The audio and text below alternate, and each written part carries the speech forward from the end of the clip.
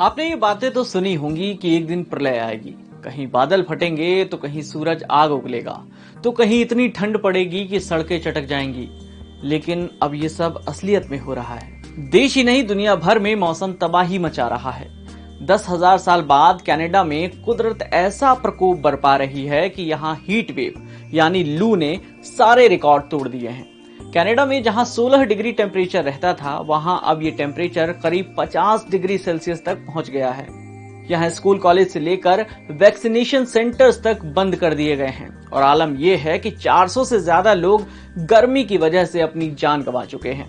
आसपास के शहरों में सड़क पर पानी के फव्वारे छोड़े जा रहे हैं। लोग अपने घरों से निकलकर कूलिंग स्टेशन पर जाकर ठंडी हवा खा रहे हैं। सिएटल, जिसे वॉशिंगटन का कश्मीर माना जाता था, यहाँ भी भयानक गर्मी पड़ रही है। सिएटल में 100 सालों का रिकॉर्ड टूट गया है। टेम्परेचर 44 डिग्री तक पहुंच चुका है। अमेरिका के प्रशांत उत्तर पश्चिमी क्षेत्र में हालात इतने बिगड़ चुके हैं कि कहीं आग न लग जाए, इस डर से यहाँ घरों में बिजली तक नहीं दी जा रही है। गर्मी में सबसे पहले इंसान कूलर या एसी ऑन करता है, लेकिन यहाँ 2.25 लाख लोग ऐसे हैं जो बिजली कटौती का सामना कर रहे हैं। कैलिफोर्निया के बॉर्डर पर करीब 1700 एकड़ के जंगल में आग लगी हुई है और यहाँ ये पिछले 2-3 सालों से लगातार हो रहा है। अब सवाल ये है कि क्या ये मामला सीधा ग्लोबल वार्मिंग से जुड़ा है? दुनिया के अलग अलग हिस्सों में प्रकृति को इंसान जो नुकसान पहुंचा रहे हैं, वही इन सब के लिए जिम्मेदार है? तो जवाब है हाँ, बिल्कुल।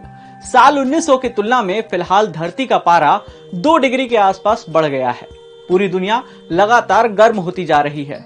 हम एक्सट्रीम वेदर कंडीशन की ओर बढ़ रहे हैं। हालांकि कनाडा और अमेरिका की मौजूदा घटनाओं की एक बड़ी वजह पश्चिमी अमेरिका का सूखा भी है। सूखे के वक्त सूरज की रोशनी सीधी धरती को गर्म करती है। इस क्षेत्र में जब सामान्य हवा भी चलती है तो वो लू बन जाती है। मौसम में आ रहे बदलाव से पूर्वी यूरोप भी परेशान है। इस साल पूर्वी यूरोप के देश हंगरी, सर्बिया और यूक्रेन तप रहे हैं। द गार्जियन में छपी एक स्टडी कहती है कि क्लाइमेट चेंज का असर है। हर साल इन देशों में गर्मी बढ़ती जा रही है। यहाँ के मौसम विभाग ने अलर्ट जारी किया है और ये कहा है कि आने वाले दिनों में भयानक बारिश के संकेत दिख रहे हैं। जर्मनी में भारी आंधी तूफान और बाढ़ का खतरा मंडरा रहा है। मौसम वैज्ञानिक रिचर्ड बैन कहते हैं कि जर्मनी का मौसम बीते 10 सालों में एक्सट्रीम वेदर कंडीशन की ओर बढ़ गया है। वहीं रूस की राजधानी मॉस्को में साल 1901 के बाद अब तापमान 35 डिग्री तक गर्म हुआ है।